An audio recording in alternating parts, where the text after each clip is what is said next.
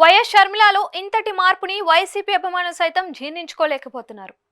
ఆమెకు అన్నకు మధ్య ఆస్తి తగాదాలు ఉండొచ్చు. అంతేకాదు ఆమె 2012 నుంచి 2019 దాకా వైసీపీ కోసం పడిన కష్టానికి అన్న నుంచి తగిన ప్రతిఫలం దక్కకపోవచ్చు. కానీ ఆమెకు అంతకు వేయింతలు అన్నట్లుగా ఏకంగా తండ్రి పేరిట ఏర్పాటు చేసిన వైసీపీనే కూల్చేందుకు, జగన్ కి రాజకీయ జీవితమే లేకుండా చేసేందుకు సాగిస్తున్న రాజకీయాన్ని చూసి వైసీపీ అభిమానులు తీవ్రంగా కలత చెందుతున్నారు అని ప్రచారం సాగుతోంది. ఉమ్మడి ఏపీ నుంచి రెండు పార్టీలు రెండు కుటుంబాలు అన్నట్లుగా వైఎస్ నారా ఫ్యామిలీల మధ్య రాజకీయ యుద్ధం జరుగుతోంది. ఆ ఇంటి మీద కాకి ఈ ఇంటి మీద వాలదు అన్న మాదిరిగానే ఈ కథ సాగుతోంది. షర్మిల సైతం 2023 రెండో అర్ధభాగం దాకా అలాగే ఉంటూ వచ్చారు. ఆమె వైసీపీలో ఉన్నప్పుడు నారా కుటుంబాన్ని ఎన్నెన్ని మాటలు అన్నారో అంతా చూశారు. ఇదే లోకేష్ ను పట్టుకొని 2019 ఎన్నికల వేళ ఆలు రాని వారు అగ్రతాంబూలం తనకే కావాలి అన్నాడంట. అలా ఉంది లోకేష్ తీరు. ఆయనకు 5 శాఖలను చంద్రబాబు ఇచ్చారు అని విమర్శించారు. జాబు రావాలంటే బాబు రావాలని ఊదరగొట్టిన చంద్రబాబు తీరా అధికారంలోకి వచ్చాక తన కొడుక్కే 5 కీలక శాఖలతో మంత్రి పదవి ఇప్పించారు అని సెటైర్లు పేల్చారు. చంద్రబాబుకు ఒక మునిశాపం ఉందని, ఆయన నిజం చెప్తే తల 1000 ముక్కలు అవుతుందని, అందుకే ఎప్పుడు అబద్ధాలే చెబుతారు అని కూడా షర్మిల ఘాటైన విమర్శలు వైసీపీ మహిళా నేతగా చేశారు. సీన్ కట్ చేస్తే ఆమె తన కుమారుడి వివాహానికి ఆహ్వానించడానికి అని చంద్రబాబు ఇంటికి వెళ్లారు. ఆయనతో చాలాసేపు మాట్లాడారు. దానికంటే ముందు తెలంగాణలో పార్టీ పెడతామని ఒక మీడియాకు ఇంటర్వ్యూ ఇస్తూ చెప్పారు.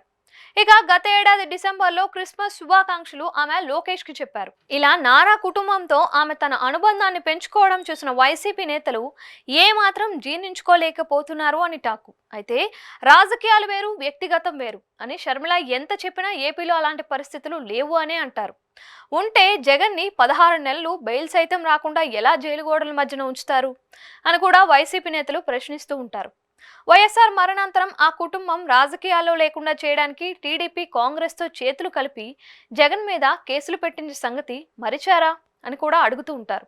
ఇవన్నీ ఇలా ఉంటే తాజాగా స్వాతంత్ర దినోత్సవం వేళ ఎట్ హోమ్ పార్టీకి షర్మిల కాంగ్రెస్ అధ్యక్షురాలి హోదాలో వెళ్లారు. అక్కడ మంత్రి హోదాలో నారా లోకేష్ ఉన్నారు.